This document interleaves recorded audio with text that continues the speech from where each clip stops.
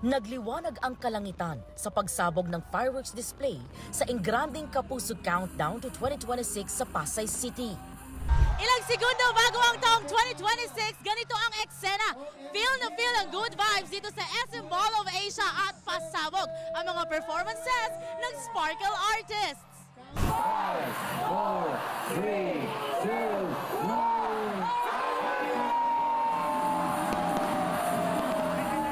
Alas 6 ng gabi nabuksan sa publiko ang Kapuso Countdown to 2026.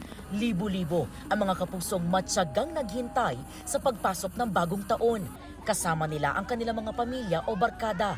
Marami sa kanila dumating ng umaga pa lang. May mga galing pang probinsya at meron din lumipad pa mula sa ibang bansa. 5 ng hapon nandito na kami. Tapos galing pa ng Japan. Diretso na dito, yung bagay nasa sasakyan lang po. Ako naman po, galing akong Quezon Province. Nagbiyahe pa ako ng 12 a.m. Makarating lang ng maagap dito. Galing pa po kami Valenzuela City. So we're just here to have fun.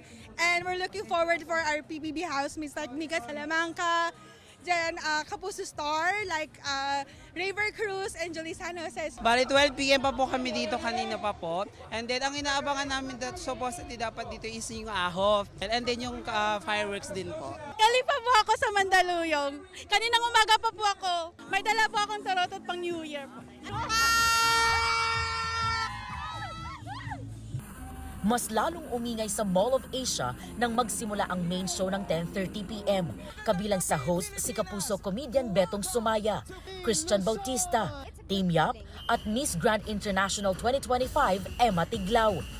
Nagpasaya ang mga Kapuso artists sa kanilang oh-so-good performances.